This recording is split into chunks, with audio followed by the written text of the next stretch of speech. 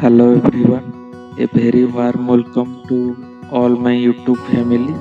This is the third lecture of my CBSE 10 Board Economics lecture series. Right? Hope you are doing well. Who see my video through YouTube? Introducing myself as Manas Ranjan Sahu, belong to the state of Odisha. Guys, teaching is my hobby and passion. So to fulfill this, I have started this YouTube channel as a platform for clear understanding of concept with clarity and case studies, right? So guys जो लोग आप YouTube के माध्यम से मेरे video को देख रहे हैं, ये मेरी जो लेक्चर सीरीज का थर्ड सब्जेक्ट है। मतलब इकोनॉमिक्स जो चैप्टर है, थर्ड चैप्टर है, जिसका नाम है मनी एंड क्रेडिट। तो इस चैप्टर में हम डिस्कस करेंगे जो इकोनॉमी कैसे फंक्शन करता है, जो मेजर इंस्टीट्यूशन है, बैंक होता है, मनी लेंडर होते हैं, वो कैसे इकोनॉमिक फंक्शन करते हैं, उनका फंक्शन कैसा रहता है और उनका इम्पैक्ट सोसाइटी में क्या होता है। मतलब जो उनका जो फाइनेंशियल इकोनॉमिक इम्पैक्ट का सोसाइटी में क्या इम्पैक्ट होता है, राइट। सो इस मतलब ये चैप्टर में हम देखेंगे आरबीआई हो गया, बैंक हो गया और मनी लेंडर कैसे फंक्शन करते हैं और लोन कैसे मिलता है और लोन का इम्पैक्ट भी क्या है, राइट। गाइज ये टॉपिक का सिलेबस आपको यूपीएससी हो गया, एसएससी हो गया, इस एग्जाम में भी देखने को मिलेगा। So this is not important for your 10th exam, but it is also not only important your 10th exam but also important for your competitive exam, right.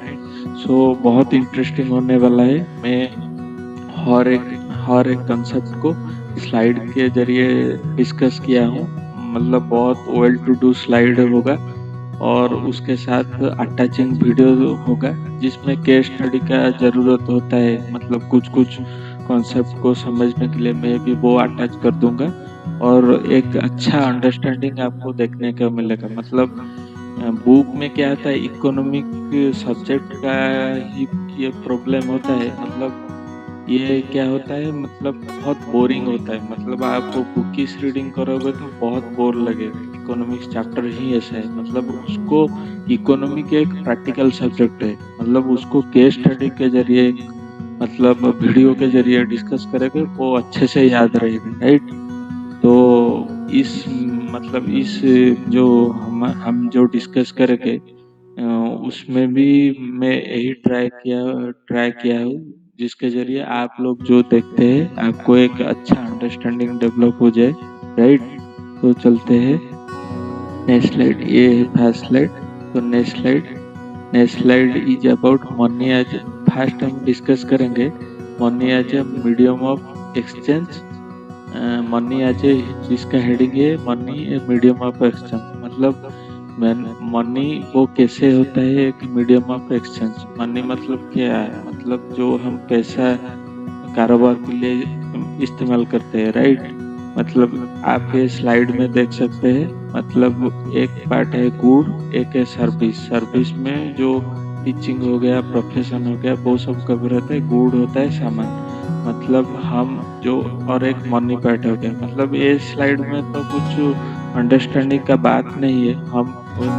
हम एक को गुड या हम जिससे पास गुड या सर्विस लेते हैं उसको हम मनी एक्सचेंज में देते हैं। मतलब यही होता है मनी को, इसलिए अब मीडियम ऑफ एक्सचेंज बोला जाता है। मतलब हम जिससे गुड एंड सर्विस लेते हैं उनको मनी का एक एक्सचेंज के जरिए उसको ट्रांसफर करते हैं। So money as a medium of exchange, right to say. तो चलिए नेक्स्ट स्लाइड। मतलब इस स्लाइड में कुछ समझने वाली बात ही नहीं है। तो चलिए next slide. Next slide is all about barter system. मतलब ये जो बार्टर सिस्टम है, जो मनी के आने के पहले सिस्टम में चलता था, इकोनॉमिक सिस्टम में। वो जो एंशिएंट पीरियड हो गया, मेडिवल पीरियड हो गया, जिसके टाइम मनी का इन्वेंशन नहीं होता है, वो होता था, राइट। बार्टर सिस्टम क्या होता है, इन ए बार्टर सिस्टम मतलब बाटर सिस्टम में क्या होता है, मनी का इस्तेमाल ना होकर गुड्स को गुड में कन्वर्ट मतलब एक्सचेंज होता है। मतलब अगर मेरे को 5 किलो का मतलब चावल चाहिए,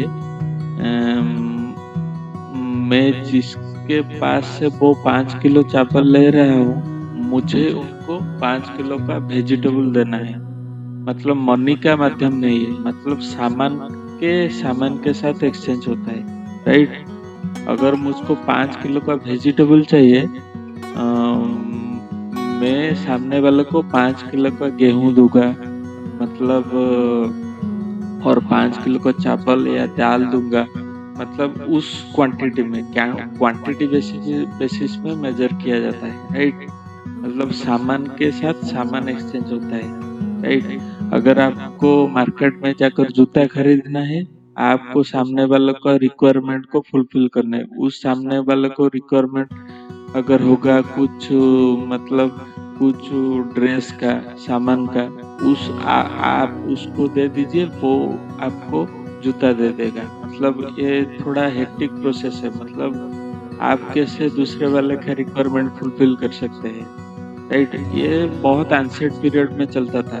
आपको अगर 5 किलो का आलू चाहिए, आप उनको 5 किलो का पियाज दे दीजिए। मतलब उसका क्या रिक्वायरमेंट होगा, अगर उसका रिक्वायरमेंट का होगा 5 किलो का पियाज होगा, मतलब आप उनको दे दीजिए, वो गुड्स एक्सचेंज हो गया। मतलब मनी को बाईपास किया जाता है उस सिस्टम में।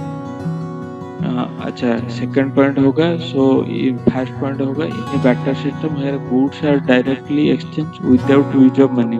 मैं वही बोला, ये सब एंशिएंट पीरियड में चलता था।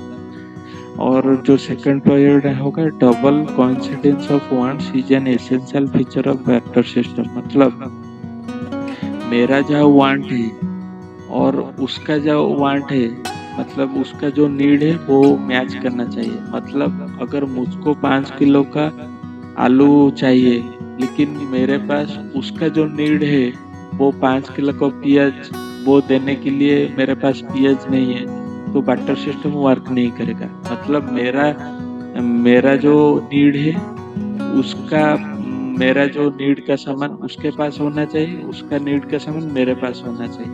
तो अगर होगा तो एक्सचेंज हो पाएगा। अगर उसका सामान जो नीड है मेरे पास है और मेरा नीड उसके पास नहीं है, तो ट्रांजैक्शन नहीं हो पाएगा। थोड़ा हेक्टिक सिस्टम है, मगर वो पहले जो एंशिएंट और मेडिवल जमाने में वो चलता था, राइट।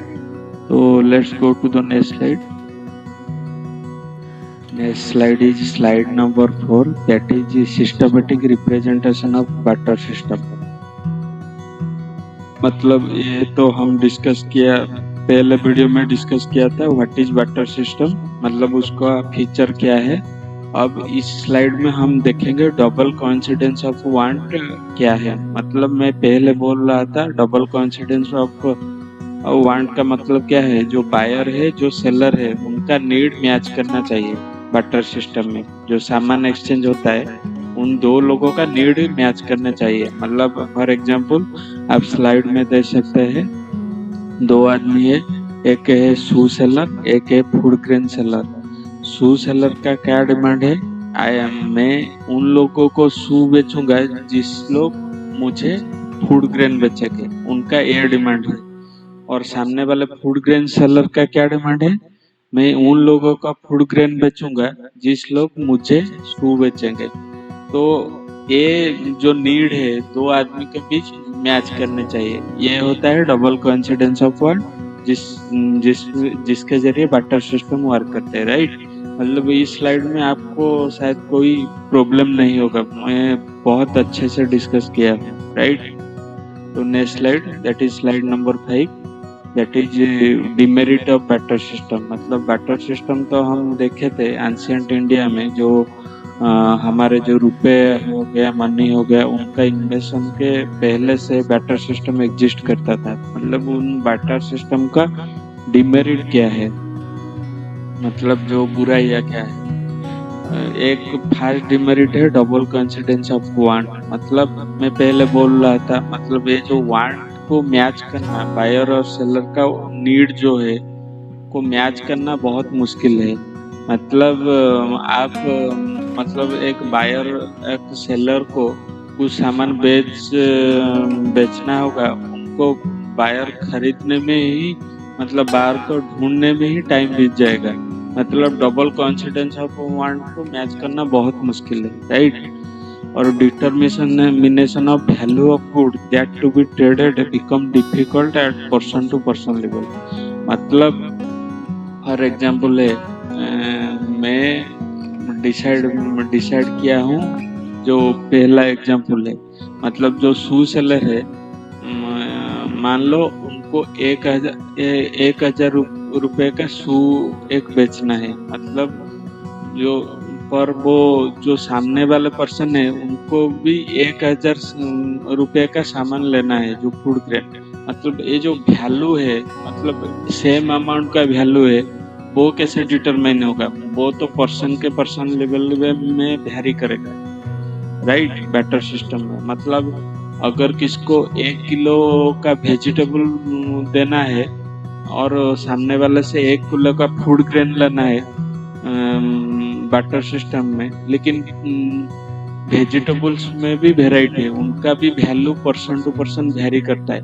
मतलब जो वैल्यू का एक्सचेंज होता है, मतलब क्या सेम वैल्यू का ट्रांजैक्शन होना बहुत जरूरी है। लेकिन बैटर सिस्टम में क्या होता है, जो वैल्यू को डिटरमाइन करना बहुत मुश्किल होता है। मतलब पर्सन टू पर्सन लेवल में वेरी करता है वैल्यू। कोई बोलेगा मेरा 1 किलो का राइस में इतना खर्चा आ गया, मेरा इतना पैसा है। कोई बोलेगा नहीं, मैं उसका कम भाव में आपको दे दूंगा। मतलब जो वैल्यू का डिटरमिनेशन होगा जो बैटर सिस्टम में, वो बहुत वेरी करेगा, राइट। मतलब वो उसको निकालना बहुत ज्यादा ही मुश्किल है।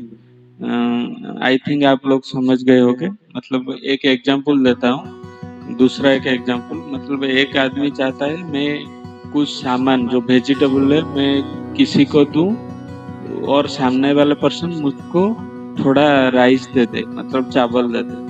लेकिन आप जानते हो कुछ वेजिटेबल के प्राइस ज्यादा होते हैं, लेकिन राइस का जो कॉस्ट होता है वो थोड़े कम होते हैं।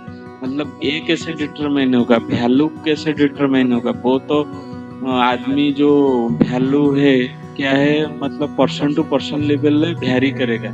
मतलब उसका जो वैल्यूएशन का पार्ट में बहुत ज्यादा रॉन्ग होगा बैटर सिस्टम में। लेकिन मनी, जिस केस में मनी का एक्सचेंज होगा, वो क्या है, मनी का वैल्यू है 1,000 रुपया है, मतलब वो वैल्यू तो जल्दी से पकड़ जाता है। लेकिन एक्सचेंज जब गुड्स के माध्यम होता है तो वैल्यूएशन मतलब इस सामान का वैल्यूएशन कितना होगा, मतलब इस जो वैल्यूएशन जानने में थोड़ी प्रॉब्लम हो सकती है। मतलब वो थोड़ा वेरी कर सकता है पर्सन टू पर्सन लेवल में, राइट।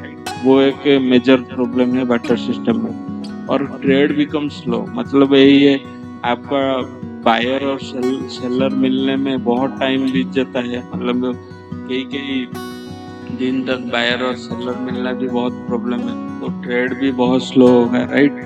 तो ये सब डिमेरिट है बैटर सिस्टम का। So let's go to the next slide, that is slide number 6, right.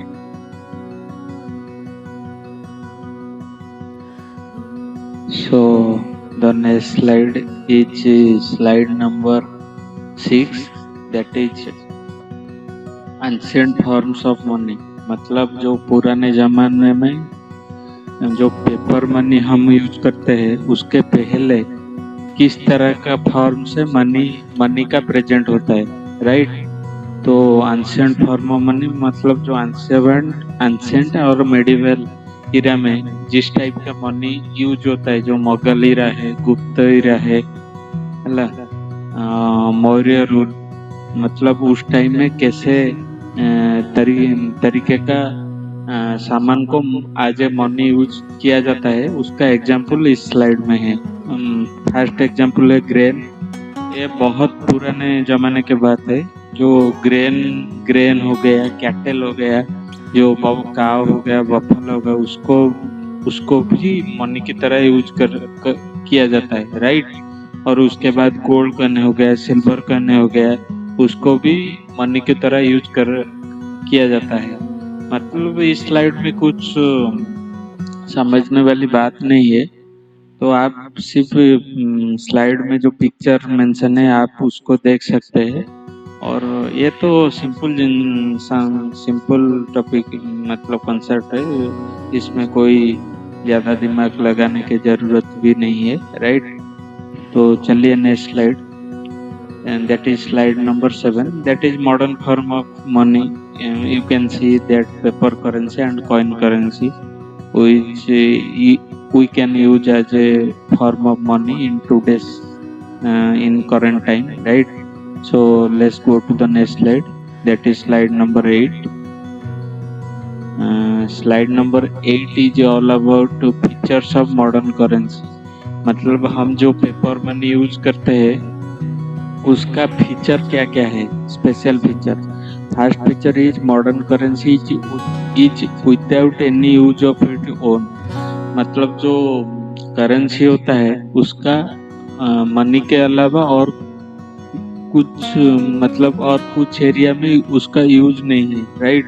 मतलब वो सिर्फ जो सामान गुड्स का एक्सचेंज करने के लिए ही यूज होता है मनी का, जो in current time which money we use, right. तो सेकंड पॉइंट क्या है, it is accepted as a medium of exchange because the currency is authorised by the government of the country.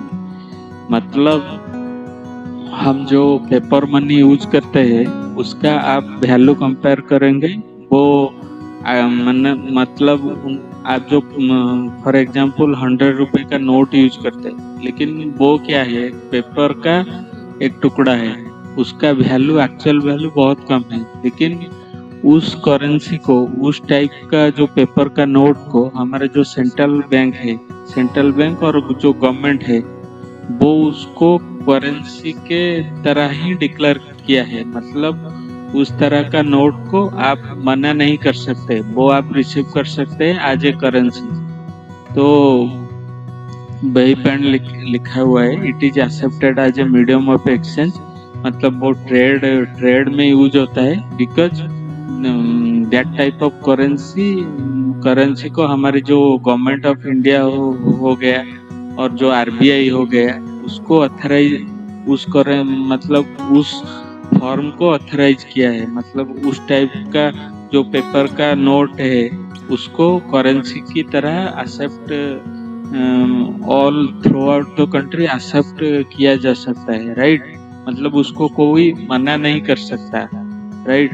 तो इसका मतलब जो है ये सब चीज का मतलब वो सेकंड पॉइंट में मेंशन है, राइट। मतलब it is accepted as a medium of exchange because the currency is authorised by the government of the country. मतलब गवर्नमेंट हो गया, आरबीआई हो गया, वो ही उस टाइप का करेंसी को एज ए करेंसी ऑथराइज करते हैं, जिसके जरिए जो citizens of the India they can accept that piece of paper as a currency, right. So next go to the next slide, that is slide number 9, that is some facts about Indian currency. मतलब कुछ special fact है जो Indian currency के बारे में एक special mention करने हैं।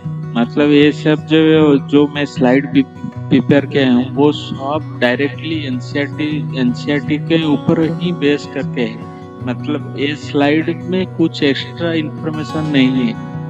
मतलब आपका जो बोर्ड एग्जाम जो होगा, जिस बुक को सीबीएसई ने रेकमेंड किया है, जो एनसीईआरटी बुक, वो सब कंसेप्ट उस एनसीईआरटी बुक के ऊपर ही बेस करके है, राइट। मतलब कुछ एडिशनल इंफॉर्मेशन नहीं। तो इसीलिए आप मेरे स्लाइड को ट्रस्ट कर सकते हैं और जो मेरे वीडियो को आपका जो कंसेप्ट का क्लैरिटी हो गया उसको भी ज़्यादा बेहतर अंडरस्टैंडिंग के लिए देख सकते हैं, राइट। सो डिस्कस करते हैं some facts about Indian currency.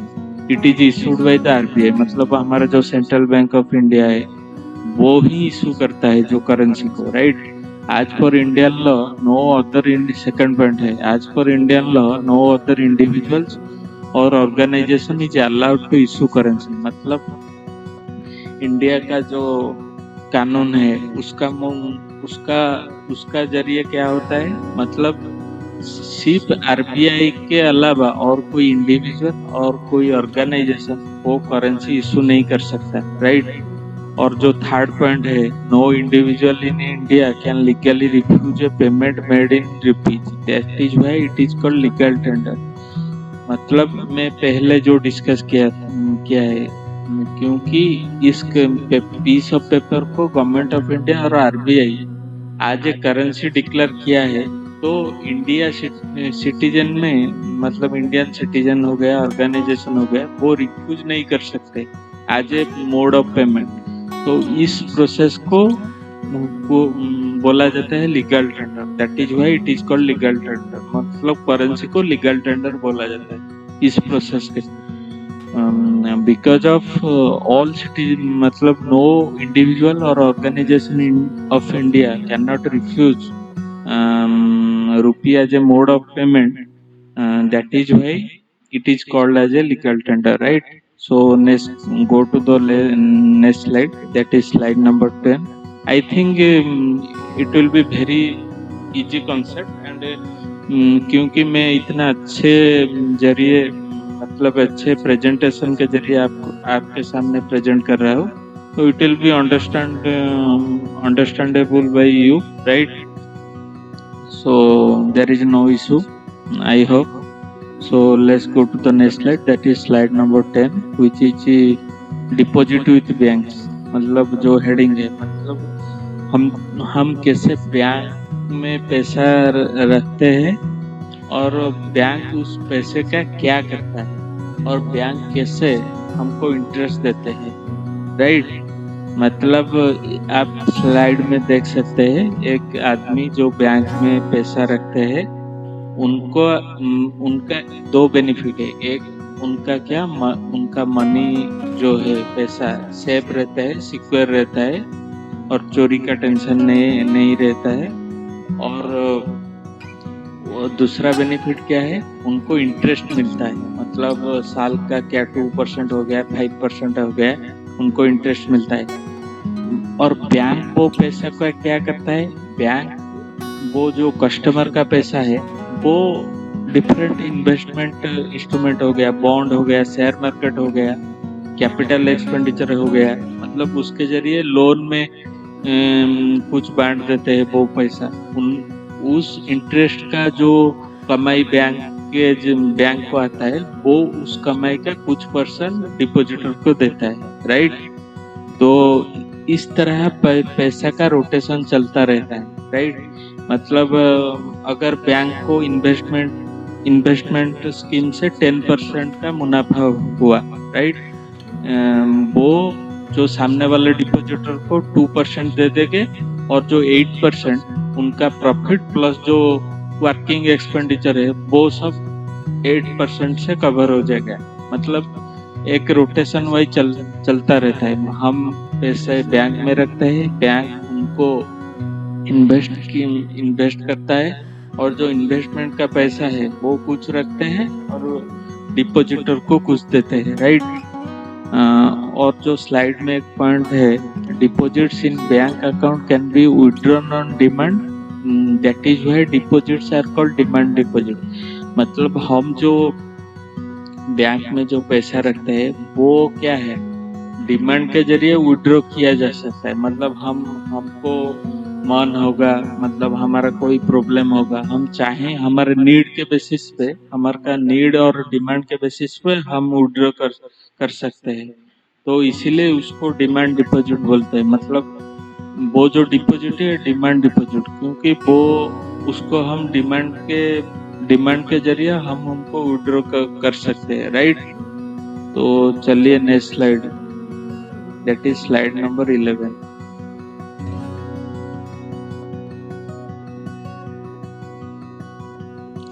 Next slide is slide number 11 and it's heading is cheque payment. मतलब चेक के जरिए, चेक एक्चुअली एक फाइनेंशियल इंस्ट्रूमेंट है जिसको ट्रांजैक्शन के लिए, मनी का ट्रांजैक्शन के लिए यूज किया जाता है। मतलब उसके जरिए कैसे पेमेंट होता है, हम देखेंगे, राइट।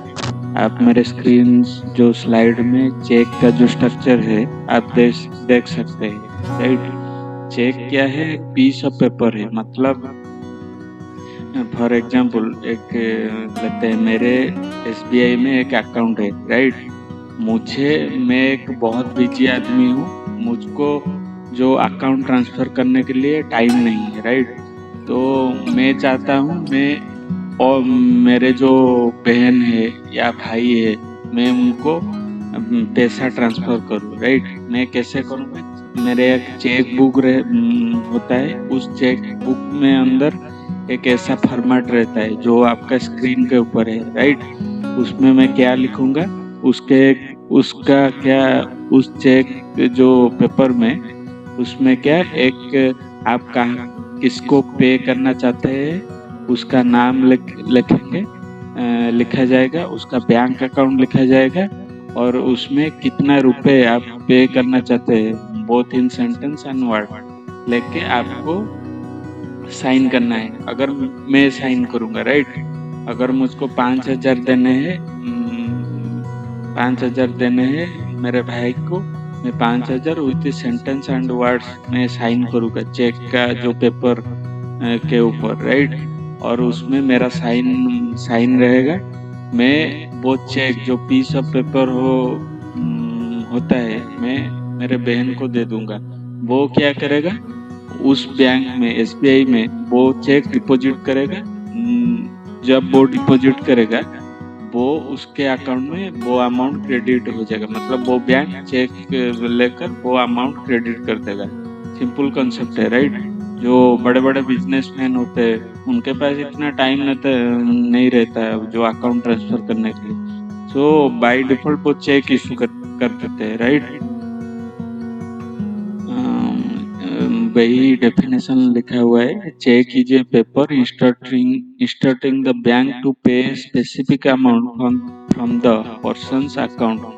मतलब मेरा जो account payer to the person receiver, मतलब वो जो रिसीव करेगा जो अमाउंट, मेरी भाई और बहन, right. Whose name the cheque has been issued. मतलब मेरा जो चेक बुक है, चेक जो पेपर, मैं जिसको पैसा दूंगा उसका नाम वही चेक पर मेंशन होगा और कितना अमाउंट वो भी मेंशन होगा और उसमें मेरा साइन रहेगा। तो मैं उनको दे दूंगा, वो जाके चेक को, वो जो पीस ऑफ पेपर चेक का है वो जाके बैंक को डिपॉजिट करेंगे और बैंक उनके अकाउंट में वो अमाउंट क्रेडिट कर देगा। So let's go to the next slide, that is slide number 12। भाई चेक कैसे पेमेंट होता है उसके बारे में थोड़ी केस स्टडी के जरिए है। मतलब वो होता है, आप देख सकते हैं, जो पेयर एक बिजनेसमैन है उनको मनी देना है कुछ एक ट्रेडर को, राइट। वो क्या, जो बिजनेसमैन होता है वो चेक इशू करता है, मतलब उसके पास एक चेक बुक के जरिए होगा। आप देख सकते हैं स्लाइड में, वो HDFC बैंक का चेक है। उसका नाम मेंशन है, जो जिसको वो देगा उसका नाम है अंकित शर्मा और उसमें अमाउंट भी मेंशन है 37,000, both in sentence and in word, right. Both in sentence and word. और आपको थोड़ा डाउट होगा, जिसको रिसीव करना है पैसा उसका तो बैंक अकाउंट मेंशन होगा, लेकिन वो जो मेरा बिजनेसमैन हो गया, अगर मेरा जो चेक बुक है मेरा तो बैंक अकाउंट मेंशन नहीं होगा, राइट। आपको डाउट होगा, मतलब बैंक को कैसे पता लगेगा किस अकाउंट से किस अकाउंट को जाना है। मतलब आप ये समझिए, जो चेक बुक मेरा नाम में इशू होता है, उस चेक बुक एक स्पेशल पेपर होता है, उस स्पेशल पेपर में मतलब इनविजिबल फॉर्म में मेरा बैंक अकाउंट होगा, राइट। मतलब जैसे पैसा को आप जो मनी को है, पैसा को आप जो लाइट में थोड़ा दिखाएंगे तो बहुत इनविजिबल फॉर्म दिखने लगता है। इस तरह चेक बुक है, मतलब उनपे जो मेरा अकाउंट नंबर होगा वो इनविजिबल, मेरे नाम में चेक इशू हुआ तो वो इनविजिबल फॉर्म में मेरा बैंक अकाउंट नंबर मेंशन होगा, मतलब उस चेक पेपर में। तो मेरे को सिर्फ जिसको पैसा देना है उसके नाम, उसका अकाउंट और नेम मेंशन करना है, राइट। तो चलिए चलते हैं। उस जो बिजनेसमैन है स्लाइड में चेक इशू कर दिया, वो चेक जो जो ट्रेडर होगा वो बैंक में डिपॉजिट करेगा और पैसा रिसीव कर लेगा, राइट। और यही यही बहुत सिंपल कंसेप्ट है। वो आप तो अब बच्चे हो, मतलब आप फ्यूचर में इसका इस्तेमाल भी करोगे, राइट। मतलब ये मतलब 8-10 साल, 5-6 साल से पहले उसका इम्पोर्टेंस ज़्यादा था। लेकिन जब से जो गूगल पे आ गया, फोन पे आ गया, मतलब चेक का यूज थोड़ा कम हो गया, राइट। क्योंकि मतलब गूगल पे, फोन पे चेक से भी ज़्यादा फास्ट पेमेंट है, राइट। तो इसका यूज थोड़ा कम हो गया, राइट। अभी भी यूज होता है, मतलब इंडस्ट्री एरिया में यूज होता है चेक पेमेंट। और किसी को गिफ्ट देना है वो भी चेक के जरिए दिया जाता है, राइट। तो चलिए next slide, that is slide number 13। Slide number 13 is all about loan activities of bank. मतलब बैंक कैसे लोन के जरिए कमाता है, मतलब बैंक का कैसे प्रोसेस करता है और बैंक का इनकम का स्ट्रीम क्या है, राइट। आप देख सकते हैं स्लाइड, वो है डिपॉजिटर जो कि एक बिजनेसमैन है। वो क्या होता है, मैं भी ये जो कॉन्सेप्ट आपको पिछले स्लाइड में बोल रखा हूँ, मतलब कैसे बैंक अपने हमारी जो डिपॉजिट को लेकर कैसे पैसा को रोटेशन करता है और उस कमाई में मतलब लोन देके या इन्वेस्टमेंट करके जो पैसा कमाता है उसमें थोड़ा बहुत कम डिपॉजिटर को देता है और उनका जो प्रॉफिट मार्जिन है वो खुद के पास रखते हैं, राइट।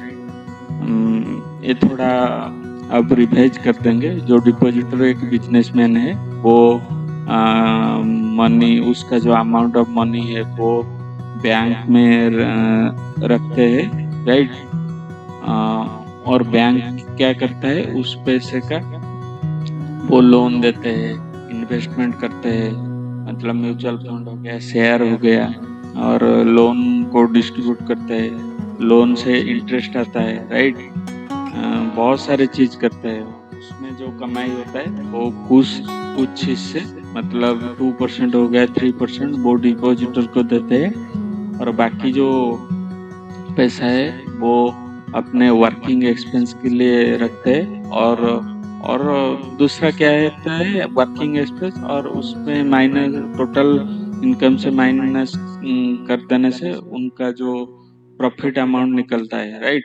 तो बैंक ऐसे फंक्शन करता है। मतलब ये क्या होगा, म्यूचुअल बेनिफिट। डिपॉजिटर का क्या हो गया, मतलब उनका पैसा भी सिक्योर रहता है और उनको कुछ इंटरेस्ट मिलता है, और बैंक का क्या, बैंक का कंटिन्यूस इनकम जनरेट होता है, राइट। ऐसे पैसा घुमा के।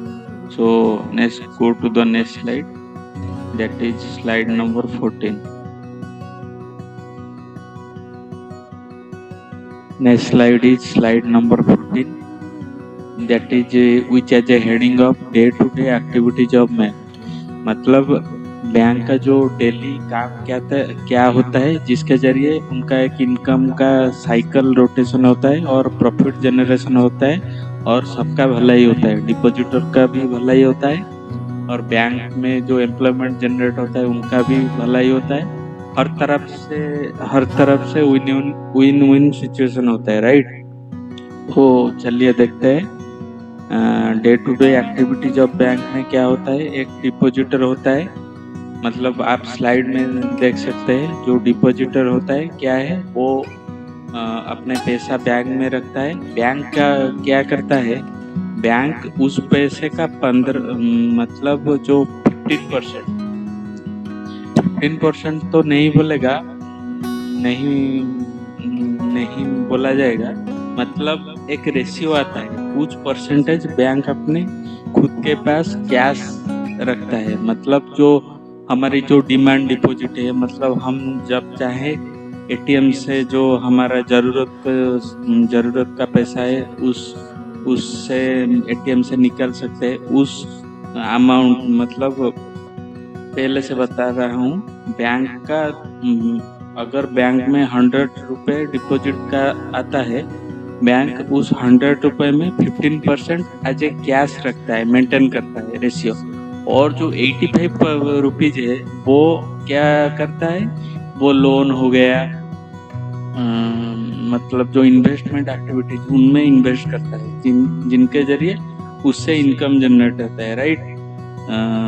और बैंक में जो मतलब जो इन्वेस्टमेंट में जो प्रॉफिट होके आता है उसको डिस्ट्रीब्यूट होता है, जो एम्प्लॉयमेंट जो डे टू डे एक्सपेंस में, उसके बाद बैंक का प्रॉफिट निकलता है, राइट। तो मतलब आप लोगों के मन में डाउट होता होगा, बैंक क्यों 100 रुपये से 15 रुपये अपने पास एज ए लिक्विड फॉर्म मतलब कैश के फॉर्म में क्यों रखता है। इसका एक मेन रीजन है, हम जो बैंक में पैसे निकालने जाते हैं, हमारे एटीएम में भी आप देखे होंगे कुछ डिमांड आ गया, कुछ नीड आ गया, पैसे निकलने जाते हैं, तो उस डिमांड को फुलफिल करने के लिए बैंक अपने पास मतलब 15%, मैं एक एग्जांपल दिया 100 रुपये, मतलब 15% as a cash as a liquid form अपने पास रखता है, राइट। और जो नेक्स्ट स्लाइड में है, बैंक नेक्स्ट जो पिक्चर में है, bank hold 85% of deposit for providing loan. वही बात है, मैं बोला जो रेस्ट 85% है वो बैंक इन्वेस्टमेंट एक्टिविटीज के लिए यूज करता है और उस इन्वेस्टमेंट से इनकम जनरेट होता है, राइट। तो चलिए next slide, that is slide number 15। वही बात है, what is bank source of income, मतलब इस बात को बताने की और कोई ज़रूरत नहीं, मैं बहुत अच्छे से डिस्कस किया हूँ, मतलब बैंक का इनकम कैसे जनरेट होता है, राइट। वही पिक्चर फॉर्म में प्रेजेंट किया जा रहा है, राइट।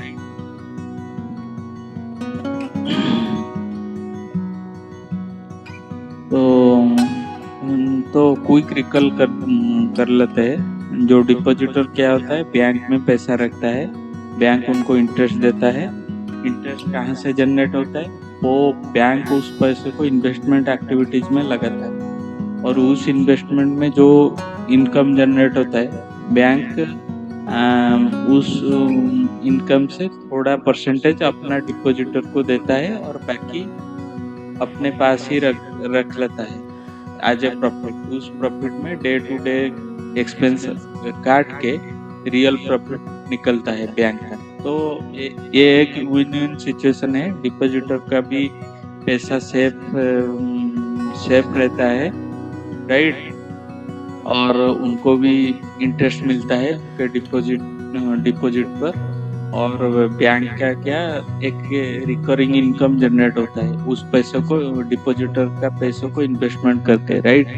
तो चलिए next slide, that is slide number 16। What is credit, which is a heading of credit, that is loan.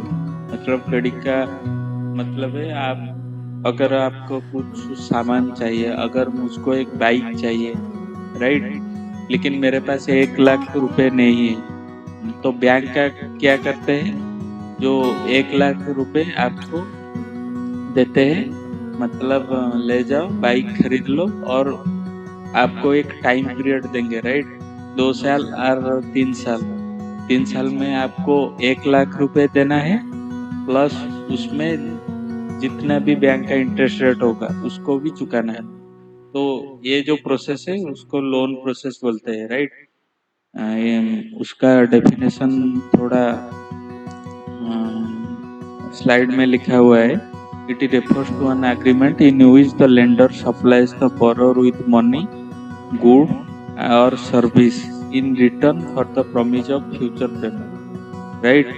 मतलब एक एग्रीमेंट जैसा होता है, बैंक का आपको आपका नीड के हिसाब से पैसा देता है और आपको उस लोन को चुकाना होता है 2 या 3 साल के अंदर विथ इंटरेस्ट, राइट। तो इसमें ज़्यादा दिमाग लगाने की बात भी नहीं है। आप quite I think you are quite familiar with loan और क्रेडिट। तो चलिए next slide, that is slide number 17, right. Credit और लोन के ऊपर है, मतलब क्या बोलने चाह रहा है। अच्छा, एक गुड एग्जाम्पल दिया है कैसे क्रेडिट और लोन सिस्टम ऑपरेट करता है। आप स्लाइड में देख सकते हैं, एक बिजनेसमैन है जिसको जरूरत है 3000 शूज की। मतलब जो चप्पल हो गए, जूते हो गए, उनको जरूरत होता, मतलब चाहिए 3000 शूज का एक वाइट ऑर्डर उनको चाहिए 3000 शूज का। तो वो 3000 शूज का ऑर्डर शू ट्रेडर को देते हैं, राइट। शू ट्रेडर को देते हैं, मतलब जो जूता बनाने वालों को देते हैं। लेकिन जूता जो शू ट्रेडर है उनके पास एक क्या प्रॉब्लम रहता है, उनके पास जो रॉ मटेरियल 3000 जूते के जो रॉ मटेरियल चाहिए, लेदर हो गया, जो स्पेसिफिक टाइप ऑफ जो सूता यूज होता है, राइट, जो लेदर हो गया, और जो और कोई रॉ मटेरियल जो स्पेसिफिक लेदर हो गया, और भी जो मैनपावर हो गया, उनको 3000 ऑर्डर को कंप्लीट करने के लिए जितना रॉ मटेरियल का खर्चा है उनको फिल करने के लिए उनके पास पैसा नहीं है। तो पैसा अगर होता वो डिमांड को फुलफिल कर पाएंगे, राइट। उसके पैसे के जरिए वो रॉ मटेरियल खरीदेंगे। उसके बाद रॉ मटेरियल खरीदने बाद वो 3000 जो ऑर्डर दिया गया है उनको फुलफिल कर पाएंगे, राइट। तो जो शू ट्रेडर होता है उनके पास एक आइडिया होता है, राइट। उनके पास तो पैसा नहीं है रॉ मटेरियल खरीदने के लिए, लेकिन उनको ऑर्डर भी फुलफिल करना है, राइट। तो वो जो शू ट्रेडर होता है वो लेदर सप्लायर के पास जाता है। मतलब वो लेदर सप्लायर जो रॉ मटेरियल लेदर का बिजनेस करता है उसके पास जाते हैं। वो बोलते हैं कि आप मुझे कुछ लेदर मतलब उधार पे दे दीजिए, मैं आपको future payment with some amount जो इंटरेस्ट होगा, फ्यूचर पेमेंट विथ इंटरेस्ट आपको बाद में लौटा दूंगा, राइट। उस लेदर का जो अमाउंट होगा और कुछ एक अमाउंट, राइट। और वो बिजनेसमैन को क्या बोलते हैं, तो बिजनेसमैन जो उनको जो ऑर्डर देता है मतलब 3000 शूज का, उनको बोलते हैं कि आप मुझको थोड़ा जो कुछ अमाउंट एडवांस दे दीजिए, जिसके जरिए मैं अपना जो रॉ मटेरियल वो परचेज कर पाऊंगा। तो इससे क्या हुआ, आप इस एग्जाम्पल में जरिए उस जो शू ट्रेडर के पास रॉ मटेरियल और पैसे नहीं थे, लेकिन वो क्रेडिट जो प्रोसेस के माध्यम में, क्रेडिट हो गया लोन की प्रोसेस के माध्यम में उनका लेदर का अरेंजमेंट हो गया और पैसे का अरेंजमेंट भी हो गया, राइट। मैं पहले शॉर्टकट में बोलता हूँ और एक बार, आप शायद समझ नहीं पाओगे, बहुत लेंदी प्रोसेस है। Quick recap, right. एक जो बिजनेसमैन होता है उनको 3000 सूट चाहिए। वो जाते हैं शू ट्रेडर के पास, बोलते हैं भाई मुझको 3000 सूट एक महीने के अंदर चाहिए। लेकिन शू ट्रेडर के पास प्रॉब्लम क्या होता है, उसके पास जो रॉ मटेरियल खरीदने के लिए पैसा नहीं है, और उसके मेनली उसके पास पैसे नहीं है रॉ मटेरियल, और जो लोग को वो एम्प्लॉयमेंट होगा उसको भी सैलरी देने के लिए उसके पास पैसे नहीं। तो वो शू ट्रेडर क्या करता है, एक लेदर सप्लायर के पास जाता है। वो बोलता है भाई तू मुझको कुछ जो लेदर है मेरे रॉ मटेरियल, मुझको थोड़ा क्रेडिट पे उधार पे दे दे, ताकि मैं 1 महीने या 2 महीने बाद उसका लेदर का अमाउंट प्लस और कुछ अमाउंट जोड़ के आपको 2 या 3 महीने के बाद दे दूंगा, राइट। और वो जो बिजनेसमैन को क्या बोलता है, राइट, वो जो बिजनेसमैन को बोलता है कि आप जो 3000 शू को ऑर्डर दे दिए हो, उसको फुलफिल करने के लिए थोड़ा एडवांस मनी मुझे दे देना, ताकि मैं अपना जो रॉ मटेरियल हो गया ये सब खरीद के ला पाऊँ और आपकी ऑर्डर को टाइम में कंप्लीट कर पाऊँ। राइट। ये जो हम इस प्रोसेस में देख रहे थे, जो कुछ जो सर्विस और गुड मतलब एक नीड के हिसाब से दूसरों को दिया जाता है, ताकि वो इस एग्जांपल में क्या जो लेदर सप्लाई है वो क्रेडिट में कुछ लेदर शू ट्रेडर को दिया, राइट, कि एडवांस उधारी में दिया, और जो बिजनेसमैन है कुछ पैसा उधार में शू ट्रेडर को दिया, राइट। इस सिस्टम को हम क्रेडिट बोलते हैं, क्रेडिट और लोन। मतलब अगर मुझको एक लो बैटरी होता है लेकिन मेरे पास पैसा नहीं है, तो बैंक मुझको क्या बोलेगा कि मैं आपको ₹1,00,000 क्रेडिट में दे दूंगा, लेकिन आपका ड्यूटी है आप 2 या 3 साल बाद आपका जो ₹1,00,000 और कुछ इंटरेस्ट बैंक को मतलब हमको देना है, कुछ इंटरेस्ट को। तो आई think you will be quite on, मतलब you will definitely understand the process of how credit or loan system work, right? So next, go to the next slide.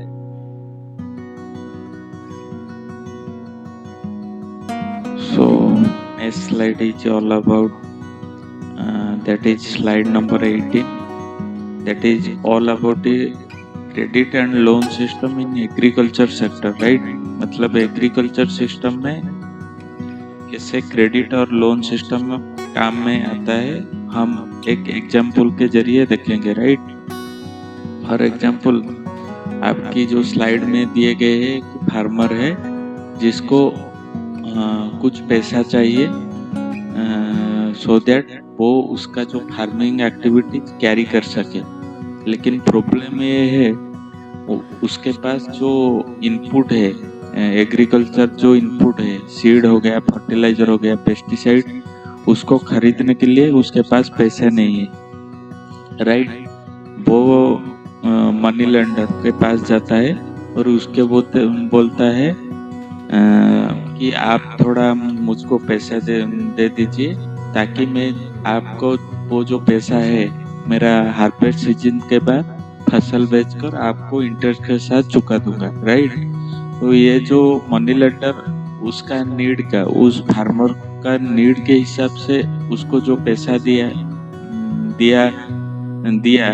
उसको हम क्रेडिट या लोन एक्टिविटीज, लोन प्रोसीजर का एक हिस्सा है। मतलब उसको क्रेडिट दिया और लोन दिया है, जिसके बदले वो जो किसान है वो हार्वेस्ट सीजन के बाद उस मनी लेंडर को वो पैसा रिटर्न कर देगा, राइट, ब्याज के साथ। So let's go to the next slide, that is slide number 19। Credit और लोन एक्टिविटीज का डिमेरिट क्या है? मतलब हम लोग तो सब अच्छा ही डिस्कस किए हैं, मतलब कैसे क्रेडिट एक्टिविटीज, क्रेडिट या लोन एक्टिविटीज का दोनों जो बोरर हो गया और लेंडर हो गया, दोनों का बेनिफिट होता है। मतलब बोरर का क्या, वो अपना जो काम है, रुका पड़ा है बिजनेस एक्टिविटी, वो अच्छे तरीके से कर पाता है, और जो लेंडर है उसको भी इंटरेस्ट मिलता है और उसका भी इनकम हो जाता है। तो लोन सिस्टम और क्रेडिट सिस्टम का डिमेरिट क्या है, हम इस स्लाइड में जानेंगे। That is slide number 19। तो स्लाइड नंबर 19 में फॉर एग्जांपल एक फार्मर मनी लेंडर से लोन मनी क्रेडिट और लोन के जरिए ले रहा था।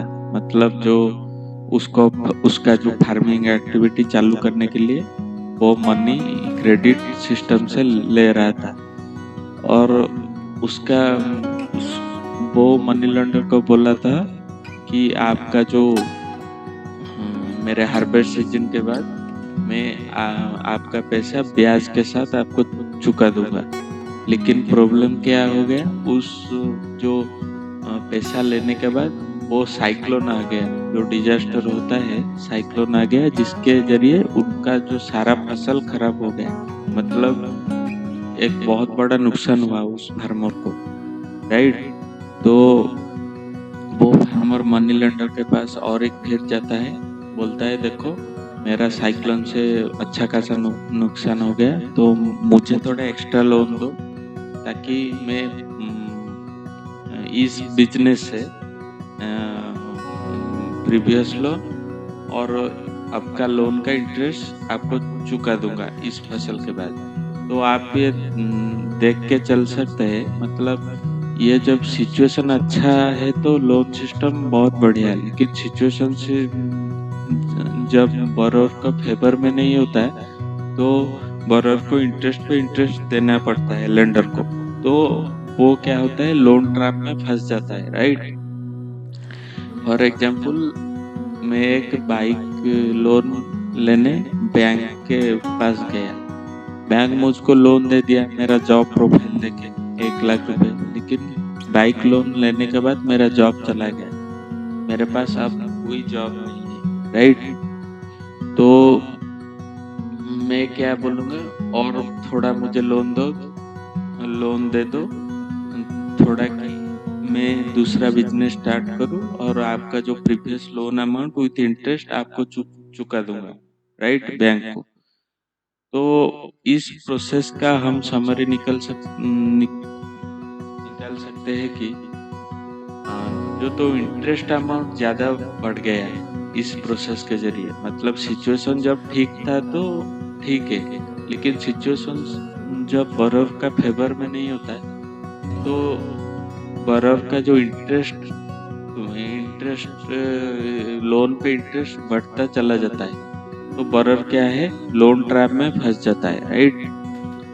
तो चलिए इस स्लाइड में और कुछ समझने का बात ही नहीं है, तो चलिए next slide, that is slide number 20, that is which is a heading of terms of loan. मतलब लोन तो फार्मर और मनी लेंडर के बीच साइन हो जाता है, मतलब मनी लेंडर फार्मर को पैसा मतलब पैसा देता है लोन के जरिए, लेकिन मनी लेंडर को सिक्योरिटी चाहिए, मतलब अगर वो फार्मर लोन लेके भाग गया, राइट, उसका डेथ हो गया, तो मनी लेंडर का भी जो पैसा दिया था फार्मर को वो तो रिस्क में आ गया ना, तो मनी लेंडर को भी सिक्योरिटी चाहिए।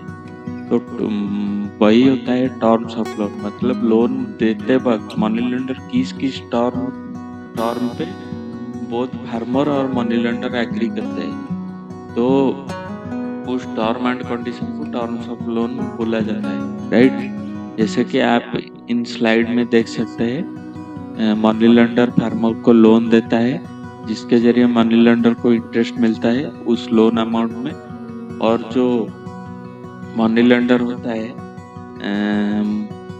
मनी लेंडर फार्मर को बोलता है मैं जो आपको लोन अमाउंट दे रहा हूँ उसके बदले आपका कोई घर हो गया, कोई मतलब कीमती चीज आप गिरवी रख दो, ताकि जब आप लोन का अमाउंट मनी लेंडर को दे दो विथ इंटरेस्ट, तो मनी लेंडर आपको वो सामान वापस कर देगा as a security, right. For example, मुझको 10 लाख रुपए का लोन चाहिए, लेकिन बैंक को सिक्योरिटी में कुछ ना कुछ देना चाहिए, मतलब अगर मेरे को 10 लाख रुपए का लोन चाहिए, मतलब बैंक ऐसे तो नहीं देगा ना, मतलब 10 लाख का अमाउंट एक बहुत बड़ा अमाउंट होता है, तो बैंक क्या कहता है, आप जो आपका जो लोन अमाउंट उसका इक्वल अमाउंट का कुछ एक कीमती सामान ले आए, तो हम उस सामान को एज ए सिक्योरिटी रखेंगे, तो जब आप वो loan amount with interest return कर देंगे बैंक को, तो बैंक वो जो कीमती सामान है आपको रिटर्न कर देगा, राइट। तो इसमें कोई समझने वाली बात ही नहीं, तो चलिए next slide, I think you will be understand A quite better, right, that is slide number 21, next slide, which has a heading of collateral. मतलब कोलैटरल वो ही जो कीमती सामान है जो मनी लेंडर के पास फार्मर रखता है as a security of loan, right. मतलब कोलैटरल में क्या लैंड हो जाता है। मतलब आप गांव में देखते होंगे जो पुराने जमाने में बहुत सारे जो छोटा छोटा किसान है अपने जमीन को गिरवी रख के मनी लेंडर के पास से लोन लेते हैं, लेकिन बाद में जो सिचुएशन खराब होता है, साइक्लोन हो गया, फ्लड हो गया, उसका बहुत ज्यादा नुकसान होता है और वो टाइम पर चुका नहीं पाता तो मनी लेंडर उस लैंड को अपने कब्जे से ले जाता है, right. Similarly for example building, आपका कोई फ्लैट है, आप इस फ्लैट को गिरवी रखकर आप लोन ले सकते हो, राइट। व्हीकल हो गया, व्हीकल को भी आप गिरवी रख सकते, लोन ले सकते हो, राइट। तो कोलैटरल का डेफिनेशन वही लिखा है, collateral is an asset that the borrower owns such as, borrower मतलब जो फार्मर होता है। फॉर एग्जांपल हमारे सिचुएशन में जो बोरर जो ओन करता है, मतलब फार्मर जो ओन करता है, उसका कैटल हो गया, बफेलो हो गया, राइट, और उसका लैंड हो गया जो खानदानी जमीन होगा, right, and uses this as a guarantee to a lender until the loan is repaid। मतलब वो मनी लेंडर को एज ए गारंटी वो देता है, मतलब वो कागजात फार्मर मनी लेंडर को देता है कि बोला साहब जी आपके पास एक कागज है एज ए सिक्योरिटी, तो आपको मुझे इस अमाउंट के जरिए लैंड का वैल्यू के अनुसार आप मुझको लोन दे दीजिए, जब मैं वो लोन रिपे विथ इंटरेस्ट कर दूंगा तो आप हमको वो लैंड का जो पेपर है आपको मुझे रिटर्न कर देंगे, राइट। तो चलिए next slide. That is terms of creditor loan. वही बात है, टर्म्स में पहले स्लाइड में डिस्कस किया हूँ, तो वही बात क्या मतलब क्रेडिट और लोन लेने के टाइम क्या टर्म्स एंड कंडीशन मेंशन रहता है, राइट। इंटरेस्ट रेट, मतलब हम जब एक होम लोन के लिए अप्लाई करते हैं तो बेसिक मतलब क्या रेट पे आप बैंक डिसाइड करता है, आप किस रेट में इंटरेस्ट बैंक को दोगे, तो बैंक डिसाइड ऑल्सो करता है कि हम किस इंटरेस्ट में आपको लोन देंगे, राइट। वो होता है इंटरेस्ट, हिंदी में होता है ब्याज का दर, राइट। कोलैटरल मतलब आपका क्या, मतलब आप क्या गिरवी रखोगे, लैंड मतलब जमीन या घर या कोई आपका गाड़ी हो गया कि बाइक हो गया, मतलब वो उसको कोलैटरल बोलते हैं। डॉक्यूमेंटेशन रिक्वायरमेंट, मतलब क्या क्या डॉक्यूमेंट चाहिए, आधार कार्ड हो गया, पैन कार्ड हो गया। तो मोड ऑफ रिपेमेंट, मतलब मैं अगर बैंक से लोन, मतलब बैंक से लोन लिया हो वो किस साल के बाद मैं रिपेमेंट करूंगा और कितने मंथली करूंगा या क्वार्टरली करूंगा या हाफ ईयरली करूंगा, उसको टर्म्स ऑफ क्रेडिट बोला जाता है, राइट। और जो सेकंड पॉइंट होता है इंटरेस्ट रेट। इंटरेस्ट रेट तो मैं डिस्कस किया हूँ, क्या है आपका लोन के अमाउंट पे जो ब्याज दर बैंक डिसाइड करता है। Collateral asset that is kept as a guarantee for seeking loan, जो पहले स्लाइड में हम बहुत अच्छे से डिस्कस किया हूँ, right. Documentation requirement during the loan clearance, mode of repayment, that is वही जो पॉइंट को लाइन बाय लाइन से मैं थोड़ा एक्सपेंड कर दिया, राइट। तो मोड ऑफ रिपेमेंट मंथली और क्वार्टरली बेसिस, किस ड्यूरेशन में आप मैं अगर बैंक से लोन लिया हो किस ड्यूरेशन में मैं पेमेंट करना चाहूँगा, right. So next go to the next slide, that is slide number 23। Next slide is slide number 23, which has heading of loan from cooperative। मतलब जो कोऑपरेटिव सोसाइटी होते हैं उसमें से कोऑपरेटिव सोसाइटी में से कैसे लोन मिलता है इंडिविजुअल को, राइट। तो पहले जानते हैं व्हाट इज कोऑपरेटिव। मतलब कोऑपरेटिव जो ऑर्गेनाइजेशन है, कोऑपरेटिव सोसाइटी के मतलब कोऑपरेटिव सोसाइटी का मीनिंग क्या है। फॉर एग्जांपल मेरे सोसाइटी में 10 लोग रहते हैं, राइट, और उनके पास इतना इनकम नहीं है, इनकम भी नहीं है, और उनको कोई लोन फैसिलिटी भी नहीं मिलता है, राइट, बैंक से, क्योंकि उनके पास गिरवी रखने के लिए कुछ नहीं है, राइट। तो वो जो 10 मेंबर है वो क्या करते हैं, वो अपने थोड़े थोड़े कैपिटल देते हैं, मतलब कुछ कुछ पैसा एक फंड में जमा करते हैं। मतलब एक ने दिया 2000 रुपये, तो 10 मेंबर का कितना हुआ, 20,000 एक फंड में जमा हो गया। वो फंड क्या होता है, हर महीने 20,000 जमा हो गया, तो 5 महीने के बाद उस फंड में 1 लाख रुपए बचा होगा, राइट। तो जो एक इमरजेंसी टाइम आएगा, कुछ एक मेंबर वो फंड में से अपने लोन एक मिनिमल इंटरेस्ट के लिए वो निकाल सकता है, राइट। मतलब 5 महीने के बाद कुछ एक मेंबर का हेल्थ इमरजेंसी आया और उनको 40,000 रुपये का सख्त जरूरत है, राइट।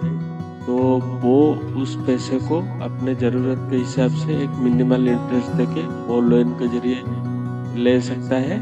तो ये एक अच्छा प्रोसेस होता है, मतलब कि जो कम्युनिटी के अंदर जो सेल्फ डिपेंडेंट है, मतलब म्यूचुअल डिपेंडेंस वो भी क्रिएट होता है, और जो फॉर्मल इंस्टीट्यूशन के ऊपर भी ज़्यादा डिपेंडेंट होने का ज़रूरत भी नहीं है। और क्या होता है, जो बैंक हो गया, प्राइवेट जो इंस्टीट्यूशन से जो हाई इंटरेस्ट रेट में लोन उठाते हैं लोग, उसका भी ज़रूरत नहीं है, राइट।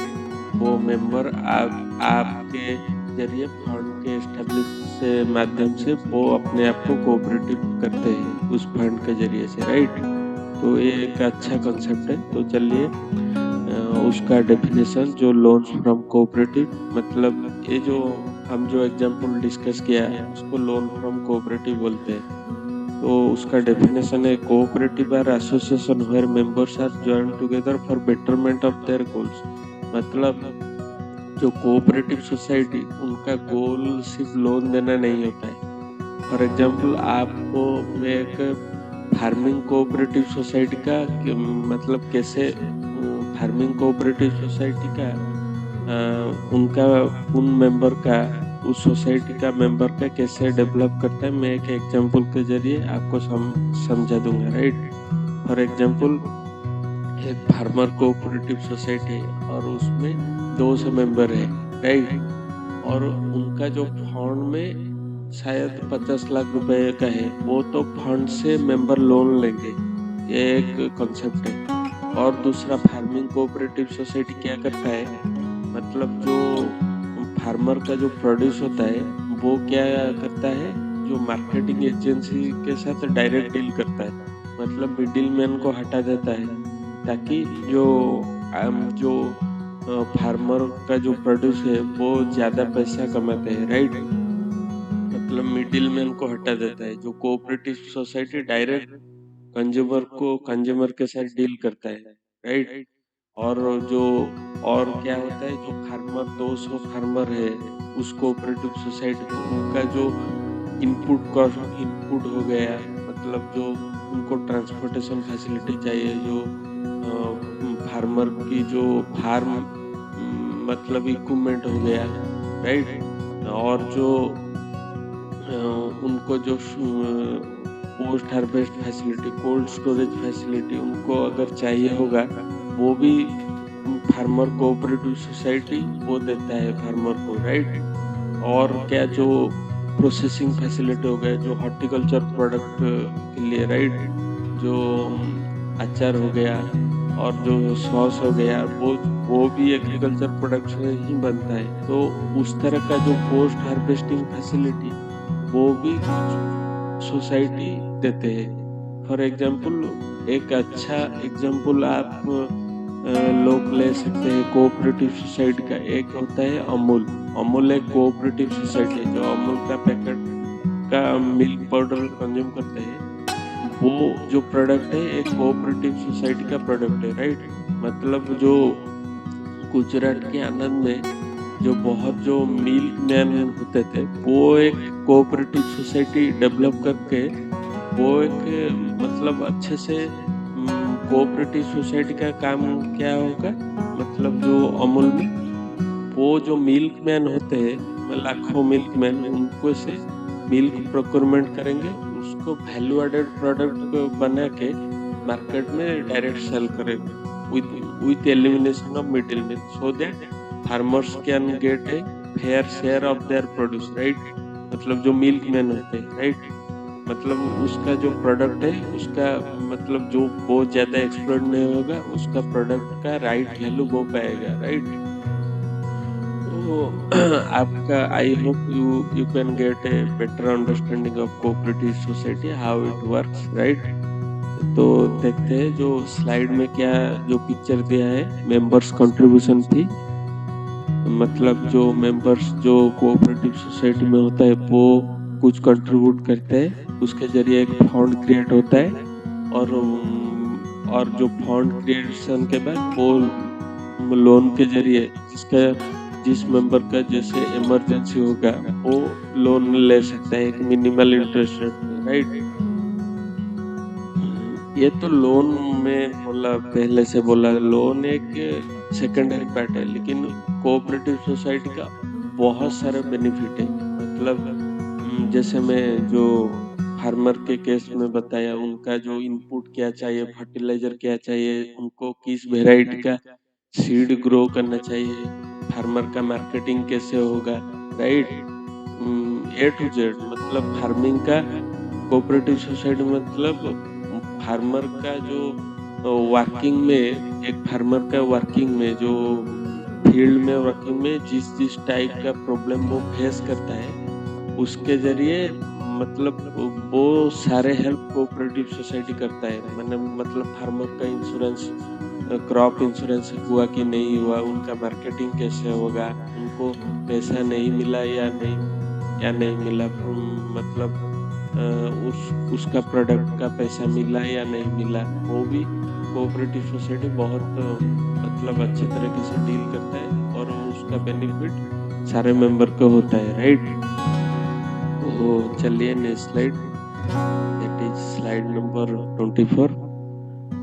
वो होता है types of cooperative in India. मतलब कोऑपरेटिव फॉर एग्जांपल फार्मर में पहले बोल रहा था, फार्मर का एक कोऑपरेटिव रहता है, मतलब जो चाषी लोग है, राइट, वो जो खेती बाड़ी करते हैं, राइट, वो घर का कोऑपरेटिव, इंडस्ट्रियल वर्कर्स का कोऑपरेटिव, मतलब जो जिस फील्ड में है वो एक कोऑपरेटिव सोसाइटी बना सकता है। और इंडिया में कोऑपरेटिव सोसाइटी बनाने के लिए कुछ रूल्स एंड रेगुलेशन होता है, और उनको कोऑपरेटिव सोसाइटी में रजिस्टर, कोऑपरेटिव एक्ट में रजिस्टर भी करना पड़ता है, राइट।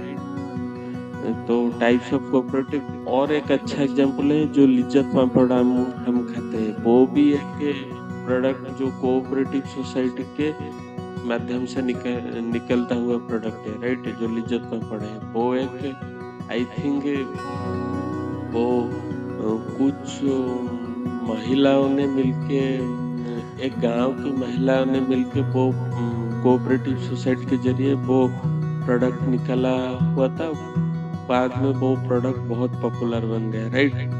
तो बहुत बेनिफिट है। पर आपसे सबसे अच्छा एग्जांपल है कोऑपरेटिव का अमूल का आइसक्रीम आता है, हर एक वैल्यू एडेड प्रोडक्ट आता है। वो कैसे पॉसिबल होता है, मतलब एक फार्मर तो मतलब एक इतना काम तो नहीं कर सकता ना एक फार्मर, तो उनका जो मतलब वैल्यू एडेड प्रोडक्ट पार्ट है वो अमूल का जो कोऑपरेटिव सोसाइटी है वो सब करता है, राइट।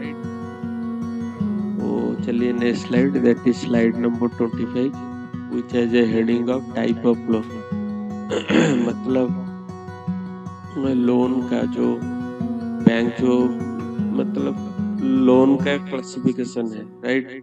एक होता है फॉर्मल सेक्टर लोन और दूसरा होता है इनफॉर्मल सेक्टर लोन।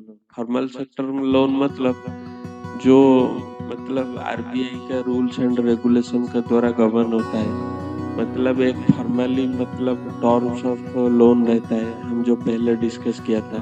वो एक पेपर फॉर्मेट में रहते हैं एग्रीमेंट, कोई किसी को चीट नहीं कर सकता, राइट। मतलब सब जो एक डॉक्यूमेंट के जरिए सब मेंशन हो रहता है, राइट। फॉर एग्जांपल हम जो बैंक से लोन लेते हैं, कोऑपरेटिव से लोन लेते हैं, वो ऐसे नहीं ब्याज बढ़ा सकते। मतलब लोन के पहले से जो ब्याज रेट डिसाइड होता है वही ब्याज रेट में वो लेते हैं, राइट। मतलब उनका लोन एक फॉर्मल रूल एंड गवर्नमेंट का जो गाइडलाइन रूल एंड रेगुलेशन के जरिए कवर होता है, गाइड होता है, राइट। इनफॉर्मल सेक्टर लोन वो जो हिंदी भाषा में बोले जो मुंह बोला ब्याज रेट है। मतलब फॉर एग्जांपल मनी लेंडर हो गया, ट्रेडर हो गया, कुछ दोस्त से जो लोन हो गया। मतलब ऐसे लोन क्या होता है, कुछ रूल्स एंड रेगुलेशन से नहीं कवर होता है, राइट। और जो मनी लेंडर क्या होता है, जमींदार से लोन मतलब जब लिया जाता है वो मतलब अपने मन के मुताबिक वो लोन का जो ब्याज रेट है वो कुछ भी बोल देते हैं, राइट। मतलब आज लोन देने के पहले अगर 4% था, उसका मान होगा वो एक साल बाद 6% और 8% भी कर देगा, राइट। तो ये सब इनफॉर्मल सेक्टर लोन में कवर होता है। जिस मतलब अच्छा जो डेफिनेशन क्या होता है, जिस लोन जो गवर्नमेंट का रूल एंड रेगुलेशन और गाइडलाइन के जरिए नहीं कवर होता उनको इनफॉर्मल सेक्टर लोन बोला जाएगा। फॉर एग्जांपल जो मनी लेंडर हो गया, फ्रेंड के मतलब दोस्त से ली गई लोन, वो सब इनफॉर्मल सेक्टर के लोन में कवर होगा, राइट। चलिए next slide, that is slide number 26 which has a heading of source of credit in rural India. मतलब हमारा जो गांव का इलाका है, मेजर सोर्स ऑफ जो लोन कहाँ से आता है, वो एक चार्ट है जो मैं एनसीईआरटी से डायरेक्ट पिकअप किया हूँ, राइट। चलिए देखते हैं हमारा जो अगर एक स्टडी के जरिए बताया हुआ है, राइट। मतलब अगर एक गांव का आदमी लोन लेता है तो मेजर सोर्स ऑफ उसका लोन क्या होता है, right. Major source of loan commercial bank होता है जो कि एक अच्छा बात है कमर्शियल बैंक, क्योंकि एक फॉर्मल सेक्टर लोन में आता है और वो गवर्नमेंट का रूल्स एंड रेगुलेशन में कवर होता है। तो वो क्या होता है, जिस चीज गवर्नमेंट का रूल्स एंड रेगुलेशन में कवर होता है तो वो क्या अपना कस्टमर को लूट नहीं सकते, एक्सप्लॉइट नहीं कर सकते। जिसका अपोजिट होता है मनी लेंडर के केस में। मनी लेंडर का ब्याज दर ज्यादा रहता है और वो कस्टमर को एक्सप्लॉइट करते हैं, राइट।